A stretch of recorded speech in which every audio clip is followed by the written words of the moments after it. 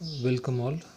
तो जो मैंने आपको पिछले लेक्चर में असाइनमेंट दी थी उसके आंसर अभी हम देखने वाले हैं। तो थोड़ा हार्ड टॉपिक है हेट्रोसाइक्लिक नोमेनक्लेचर में। ये जो हमने देखा है तो समझ लो इस तरह की अगर रिंग प्रेजेंट है तो इससे सबसे पहले हमें क्या करना है, तो नंबरिंग स्टार्ट करनी है। नंबरिंग स्टार्ट करनी है फ्रॉम हेट्रो एटम। तो हेट्रो एटम की लिस्ट आपके पास अवेलेबल है। SnOP sulphur, nitrogen, oxygen and phosphorus, इनको हम हेट्रो एटम कहते हैं। तो नाइट्रोजन एक हेट्रो एटम है, तो यहाँ से नंबरिंग स्टार्ट होगी। तो अभी नंबरिंग हम किसी भी साइड से दे सकते हैं, दोनों साइड से सेम ही सैचुरेटेड एंड आ रहे हैं। तो इस साइड से हम नंबरिंग स्टार्ट करते हैं। तो 7 मेंबर हमारे पास एक रिंग है। तो इसके बाद अभी इस रिंग में कौन से आइटम सैचुरेटेड है और कौन से आइटम अनसैचुरेटेड है वो अभी हमें देखने हैं। तो अनसैचुरेटेड को मेंशन नहीं करना होता है। तो हमारे नेमिंग में जब भी हम नेमिंग देते हैं IUPAC नेमिंग, तो जो भी आइटम्स सैचुरेटेड है, जो भी संतुष्ट है, जो जिनकी भी वैलेंसी कंप्लीट हो चुकी है, उनका ही नंबर हमें यहाँ पर मेंशन करना होता है। तो अभी हम नाइट्रोजन से स्टार्ट करेंगे। देखो नाइट्रोजन ने यहाँ पर कोई भी डबल बॉन्ड नहीं बनाया है। तो यहाँ पर देखो हाइड्रोजन के साथ इसने एक बॉन्ड बनाया है, कार्बन के साथ एक और इस कार्बन के साथ एक।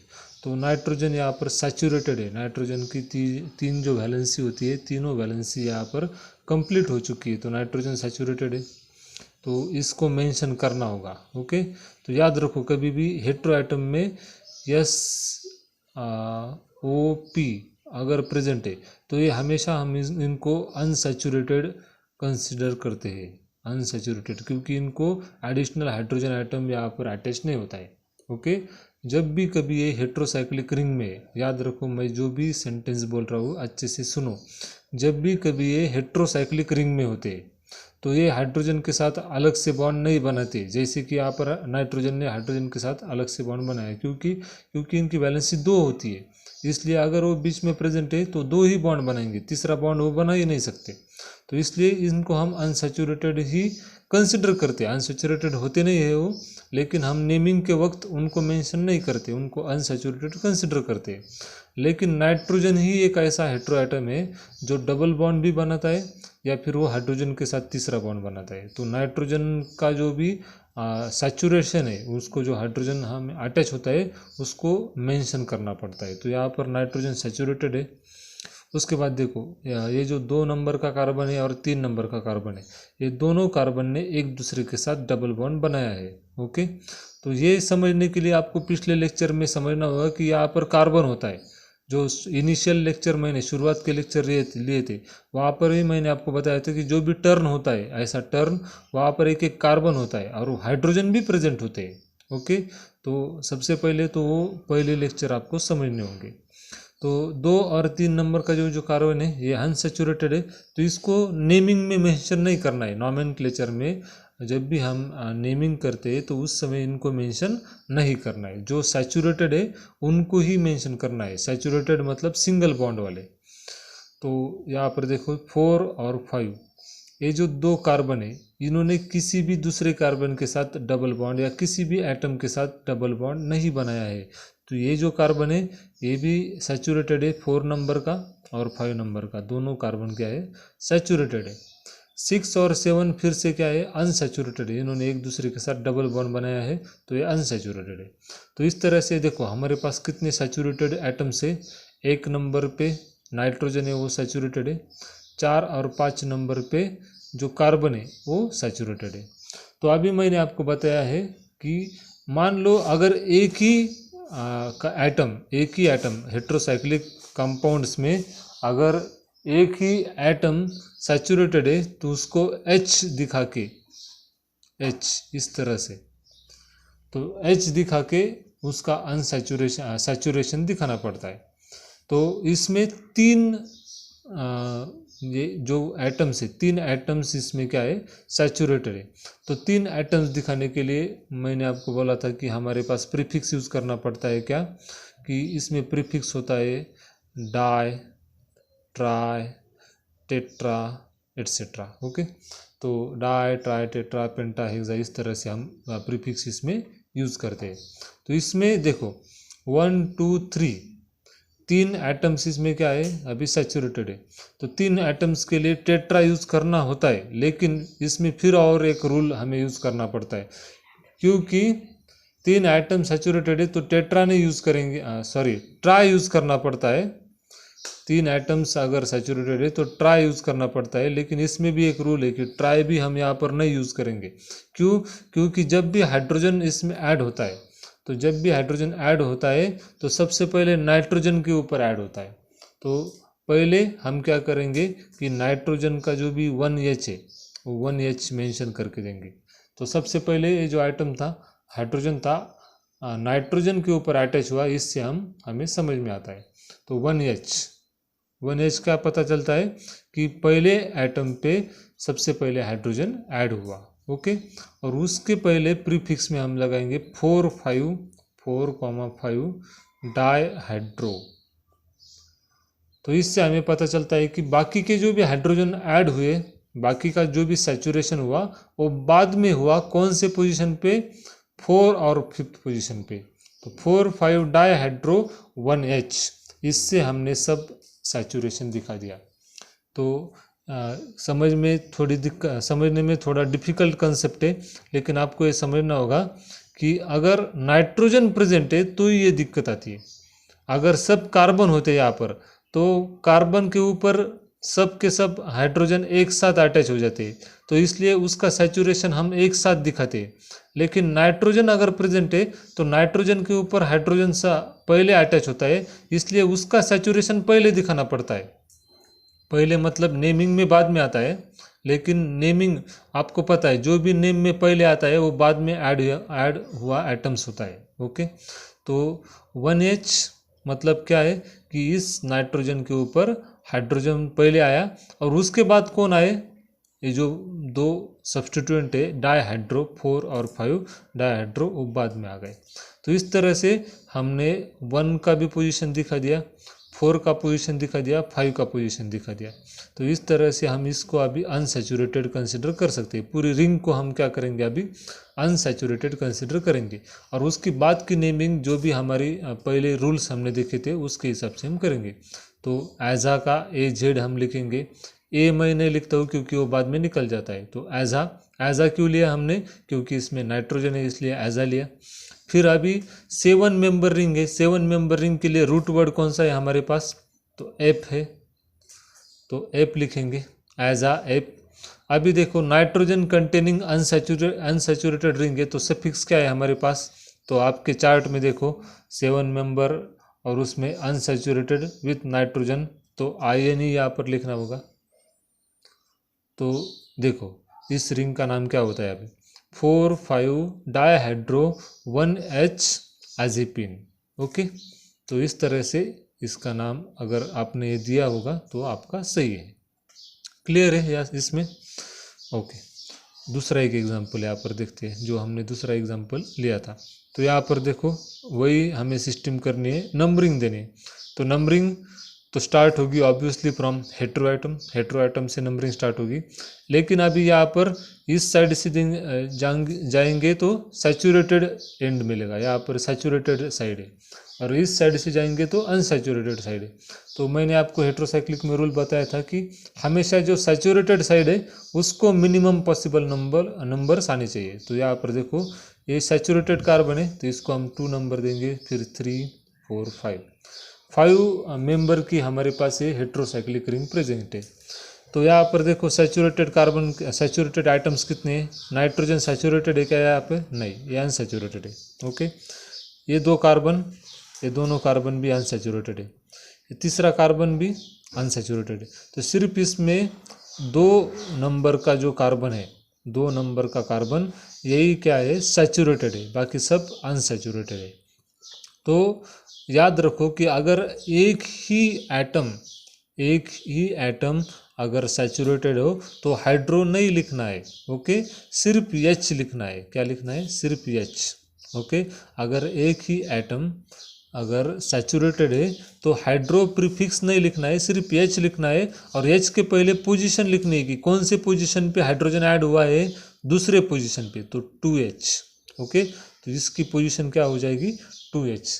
अगर एक से ज़्यादा, मान लो अगर तीसरा कार्बन भी अगर सैचुरेटेड होता तो हम लिखते 2,3 डाईहाइड्रो ऐसा लिखते, लेकिन तीसरा कार्बन अनसैचुरेटेड है, सिर्फ एक ही जो कार्बन है दूसरा कार्बन वही क्या है यहाँ पर सैचुरेटेड है, तो इसलिए हम इसको 2H इतना ही लिखेंगे। तो अभी 2H लिखने के बाद इस पूरी रिंग को हम क्या कंसिडर करेंगे, अनसैचुरेटेड ऐसा कंसिडर करेंगे। ओके, तो अभी इसका हम जो भी हमने पहले रूल्स देखे थे तो उसी रूल्स के हिसाब से हम इसको नेमिंग करेंगे। तो फिर से आ जाएंगे एजा का ए नहीं लिखने वाला मैं। 5 मेंबर रिंग है, क्या है हमारे पास रूट वर्ड OL, आपके चार्ट के हिसाब से जाना है, आपको कुछ भी इधर उधर नहीं घूमना है। ओके, और 5 member ring unsaturated with nitrogen, क्या है इडीन, क्या है इडीन। ओके, तो 2H एजोलिडीन यहाँ पर आपको इसमें इस तरह से लिखना है। ओके, 2H एजोलिडीन, क्लियर है इसमें। Okay, next is sulphur. तो मैंने आपको बताया है इसको भी हम नंबरिंग स्टार्ट करेंगे सल्फर से।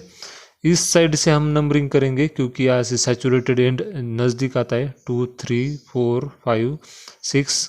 सल्फर हमेशा अनसैचुरेटेड होता है, यहाँ पर मैंने आपको बताया सल्फर, ऑक्सीजन, फास्फोरस, इसको अनसैचुरेटेड कंसिडर करो, तो इसके तरफ हम नहीं देखेंगे, ये अनसैचुरेटेड है।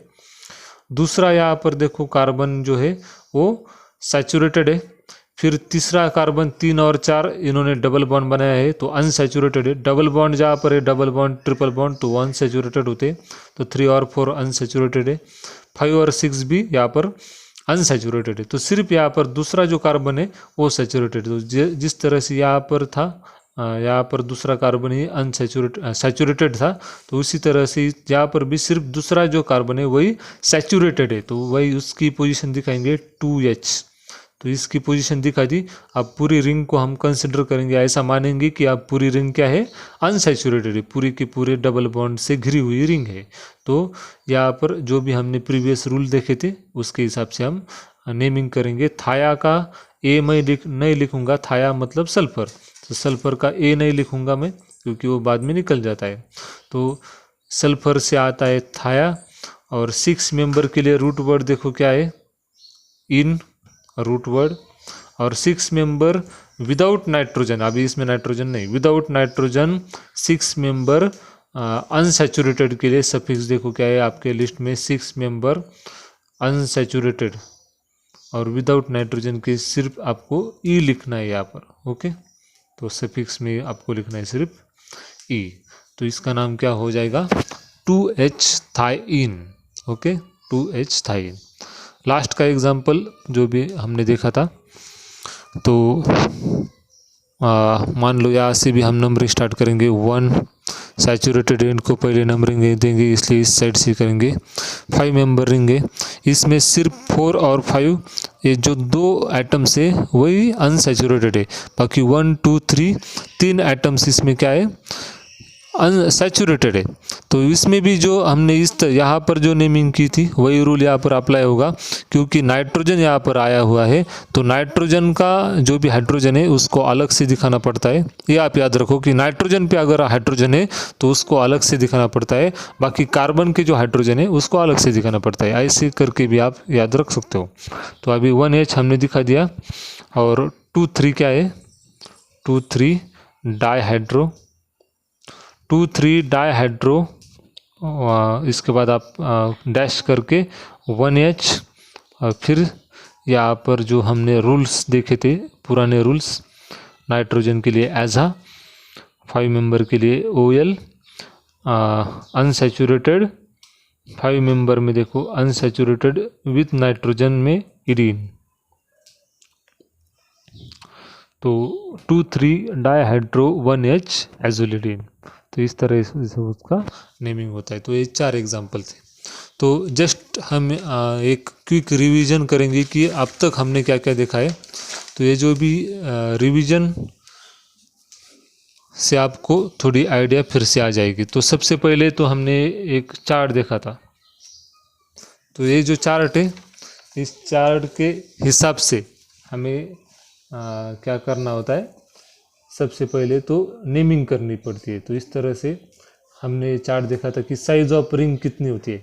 अगर उसमें रिंग में 3 कार्बन प्रेजेंट है, कार्बन नहीं, एटम्स अगर 3 में प्रेजेंट है इंक्लूडिंग हेट्रो एटम को मिलाकर अगर 3 एटम्स प्रेजेंट है रिंग में, तो रूट वर्ड आप क्या यूज़ करेंगे, IR यूज़ करेंगे। ओके, अगर वो रिंग अनसैचुरेटेड है, मतलब उसमें अगर डबल बॉन्ड या ट्रिपल बॉन्ड प्रेजेंट है और नाइट्रोजन नहीं है, विदाउट नाइट्रोजन है, तो आप INE लिखेंगे, सफिक्स। इस किसके बारे में बात कर रहे हैं हम, सफिक्स के बारे में। तो सफिक्स अगर अनसैचुरेटेड रिंग है, नाइट्रोजन प्रेजेंट नहीं है, तो INE यूज़ करेंगे। किसके बारे में, 3 मेंबर रिंग के बारे में। अगर 3 मेंबर रिंग अनसैचुरेटेड है और नाइट्रोजन भी प्रेजेंट है, तो सफिक्स यूज़ करेंगे इडीन। 3 मेंबर रिंग अगर सैचुरेटेड है, तो वहाँ पर नाइट्रोजन, विदाउट नाइट्रोजन का कुछ रूल नहीं है, हम हमेशा लिखेंगे ANE। ओके, तो इस तरह से आप 4 मेंबर, 5 मेंबर, 6 मेंबर के लिए भी देख सकते हो। चार्ट आपके पास होना चाहिए।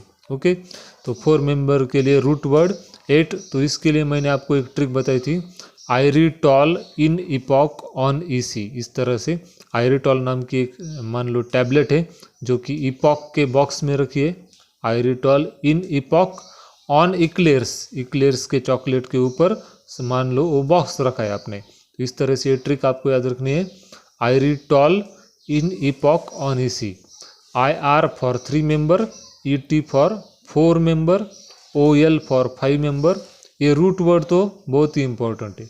6 मेंबर के लिए IN, 7 मेंबर के लिए EP, 8 मेंबर के लिए OC, 9 मेंबर के लिए ON, 10 मेंबर के लिए EC। ओके, तो इस तरह से इस चार्ट की मदद से आप जो मेन नेम है उसको नेम दे सकते हैं। इसके अलावा आपको प्रीफिक्स भी याद होने चाहिए। तो प्रीफिक्स मैंने आपको बताए थे कि सल्फर, सबसे पहले आता है सल्फर। सल्फर के लिए हम यूज़ करते हैं थाया। फिर आता है नाइट्रोजन के लिए हम यूज़ करते हैं एज़ा, या फिर कई जगह पर पायरा यूज़ करते हैं, तो ये पायरा हम देखेंगे कॉमन नेम में। SN ऑक्सीजन के लिए ऑक्सा और P के लिए फॉस्फा। इसके अलावा बहुत सारे हेट्रो आइटम्स होते हैं, लेकिन हमारे PC2 के सिलेबस में इतने ही ज़्यादा यूज़ होते हैं, तो इतने ही हम अभी देखेंगे। तो थाया, एज़ा, ऑक्सा एंड फॉस्फा, ये क्या है, हम प्रीफिक्स यूज़ करते हैं। तो प्रीफिक्स किसी भी IUPAC नेम को बनाने के लिए हमें क्या चाहिए, प्रीफिक्स चाहिए। तो हम आपके पास अभी प्रीफिक्स आ गया, प्लस रूट वर्ड चाहिए। रूट वर्ड क्या है, तो मैंने आपको बताया 3 मेंबर है तो IR, 4 मेंबर है तो ET। इस तरह से आयरिटॉल इन इपॉक ऑन EC, 3 से लेकर 10 मेंबर तक मैंने आपको बताया। 2 और 1 मेंबर की कभी रिंग हो ही नहीं सकती। रिंग बनाने के लिए मिनिमम 3 एटम्स की ज़रूरत होती है। ओके, तो रूट वर्ड आपके पास अवेलेबल है, प्रीफिक्स आपके पास अवेलेबल है, और लास्ट में आता है सफिक्स।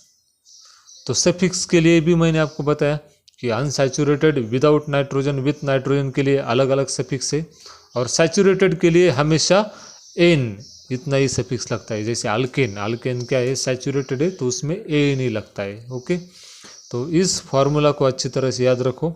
इसमें जो भी कंटेंट चाहिए, ओके, तो जैसे एक सेंटेंस होता है उसमें आपको चाहिए नाउन चाहिए, प्रोनाउन चाहिए, एडजेक्टिव चाहिए, तो उसी तरह से इसमें भी प्रीफिक्स चाहिए, रूट वर्ड चाहिए और सफिक्स चाहिए। तो ये 3 कंटेंट आपके पास अभी अवेलेबल है। तो पूरी जो भी वीडियो की सीरीज़ है हमारी IUPAC नॉमेनक्लेचर की, वो रिवाइज़ करो अच्छी तरह से, और रिवाइज़ करके ये जितने भी एग्जाम्पल है अच्छे से सॉल्व करने की कोशिश करो, बार बार सॉल्व करो, तो ही आपको ये अच्छी तरह से आएंगे। ओके, तो एक इसमें आज के लेक्चर में हम एक नई कंसेप्ट एक ही यहाँ पर लेंगे कि अगर मान लो यहाँ पर एक रिंग है, बेंजीन रिंग है, इसको हम कहते हैं बेंजीन रिंग। तो अभी ये हेट्रोसाइक्लिक नहीं है। क्या नहीं है, हेट्रोसाइक्लिक नहीं है, क्योंकि इसमें सब के सब क्या है, कार्बन प्रेजेंट है। ये हर तरफ, हर एक मोड़ पर एक एक कार्बन प्रेजेंट है, तो ये हेट्रोसाइक्लिक नहीं है, इट इज़ कार्बोसाइक्लिक रिंग। इसको हम कार्बोसाइक्लिक रिंग कहते हैं। ओके। लेकिन मान लो अगर इसको और एक रिंग इस तरह से अटैच हो जाती है, ओके, मान लो इसको इसको थोड़ा अलग तरह से मैं निकालता हूँ।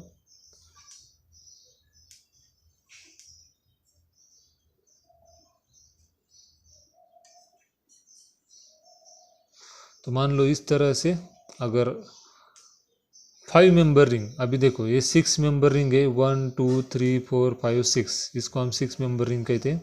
उसको एक 5 मेंबर रिंग अटैच हो गई, देखो 1 2 3 4 5।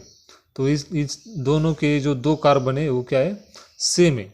तो इस तरह की अगर रिंग है तो इसको हम क्या कहते हैं, बायसाइक्लिक रिंग।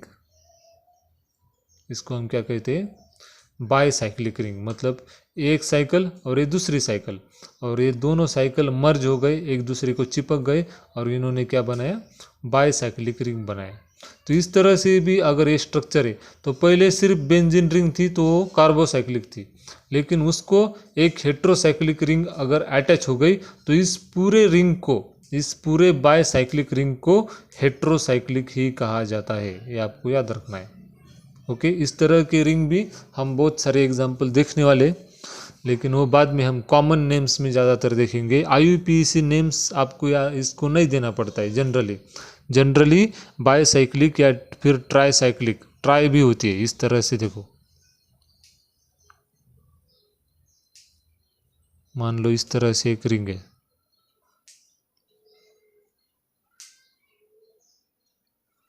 ओके। तो मान लो अगर ये रिंग है,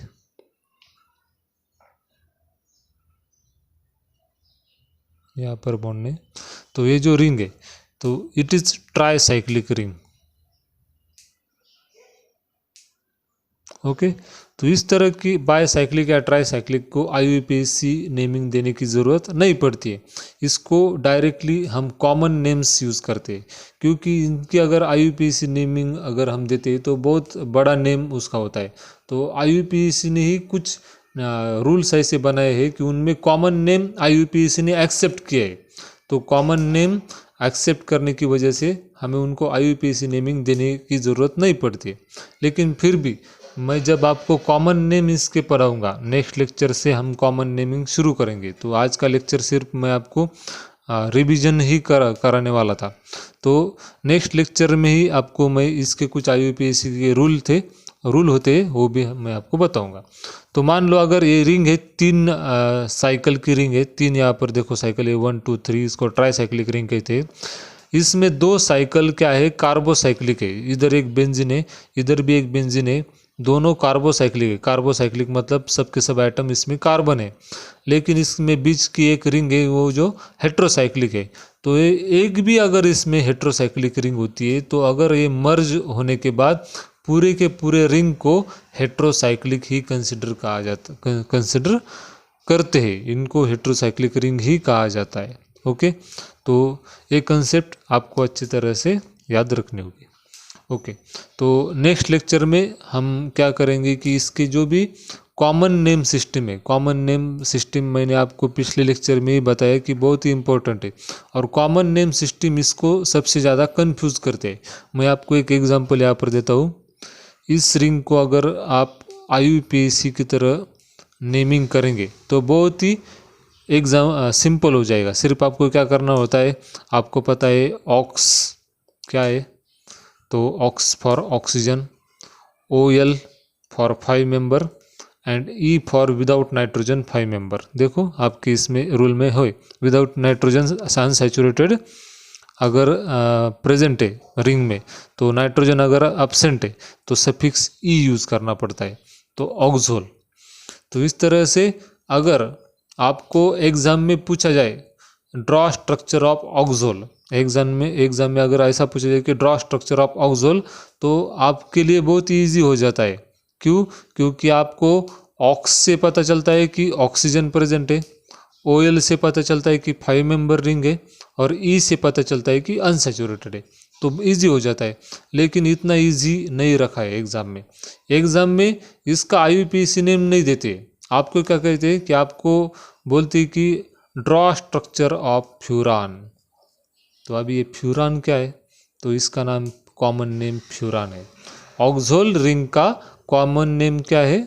फ्यूरॉन। जैसे मैंने आपको बताया कि कोई बच्चा होता है, उस बच्चे का स्कूल में नाम अलग होता है, स्कूल में जो भी अटेंडेंस होती है वहाँ पर या टीसी के ऊपर नाम अलग होता है, लेकिन उसको घर में कुछ अलग नाम से पुकारते हैं। ओके, तो इसी तरह से ये जो रिंग है, उस रिंग को ऑक्सोल IUPAC पुकारता है, IUPAC उसको ऑक्सोल कहता है, लेकिन कॉमन नेम क्या है, लोग उसको क्या कहते हैं? फ्यूरॉन कहते हैं।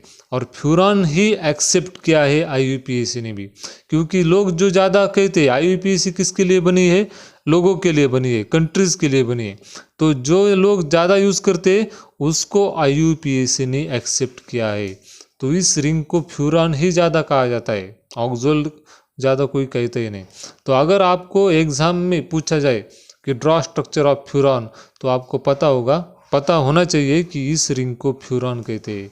तो फ्यूरॉन ही इज इक्वल टू ऑक्सोल, ये आपको पता होना चाहिए। तो इसके लिए कुछ ऐसी ट्रिक नहीं, जैसे यहाँ पर देखो, ऑक्स मतलब ऑक्सीजन प्रेजेंट है, आप इस नेम से ही गेस कर सकते थे, लेकिन फ्यूरॉन से आप कुछ भी गेस नहीं कर सकते हो, आपको याद ही रखना पड़ता है। जैसे आप किसी दोस्त का नाम याद रखते हो, इसका नाम अविनाश है या इसका नाम कुछ और है, तो इस तरह से आपको इस रिंग का नाम याद ही रखना पड़ेगा, कॉमन नेम। इसका लिए कुछ ट्रिक भी नहीं है, कुछ भी नहीं। तो आपको रटना पड़ेगा, बार बार ड्रॉ करना पड़ेगा कि इस रिंग का नाम फ्यूरॉन है, इस रिंग का नाम फ्यूरॉन है। तो इस तरह से जब कभी भी कॉमन नेम्स, आप याद रखो, जब कभी भी कॉमन नेम्स IUPAC में एंटर करते हैं, मतलब जो भी कॉमन नेम्स IUPAC ने एक्सेप्ट किए हैं, वो सारे कॉमन नेम्स हमको याद ही रखने होंगे, और वही कॉमन नेम्स हम नेक्स्ट लेक्चर में देखेंगे। और जब कभी ये कॉमन नेम्स एंटर करेंगे तब हमारी दिक्कत और बढ़ने वाली है। तो IUPAC नेमिंग सिस्टम एकदम ईजी है हेट्रोसाइक्लिक रिंग में, इसमें कुछ भी ज़्यादा डिफिकल्ट नहीं है, लेकिन कॉमन नेम्स को याद रखना थोड़ा डिफिकल्ट हो जाता है। तो हम उसको बार बार याद रखेंगे, बार बार ड्रॉ करेंगे, जितनी प्रैक्टिस करेंगे PC2 की, उतना ही हमारे लिए आसान हो जाएगा। तो नेक्स्ट लेक्चर में हम कॉमन नेम सिस्टम जो भी है वो इसकी स्टार्ट कर देंगे। तो तब तक आपको क्या करना है कि ये जो IUPAC नेमिंग सिस्टम है इसको अच्छे से याद करना है, ये भी काम आती है आगे। ऐसा नहीं क्या कॉमन नेम्स यूज़ करते हैं तो हर एक स्ट्रक्चर का कॉमन नेम यूज़ नहीं करते, कुछ स्ट्रक्चर है उसका IUPAC नेम यूज़ करते हैं और कुछ स्ट्रक्चर का कॉमन नेम यूज़ करते हैं। तो दोनों सिस्टम आपको अच्छी तरह से यहाँ पर याद होनी चाहिए। ओके, तो इसमें कुछ भी अगर डाउट है तो आप मुझे, अब तक कुछ भी डाउट है तो आप मुझे पूछ सकते हो। अभी भी मुझे कुछ बच्चों की अटेंडेंस नहीं मिली है, तो उनको असाइनमेंट नहीं मिली है। तो जिन्होंने भी असाइनमेंट नहीं भेजी है, मुझे जल्द से जल्द वो सब असाइनमेंट, अब तक जो भी मैंने आपको पढ़ाया सब असाइनमेंट मुझे भेज दीजिए। ओके, तो thanks for watching this video.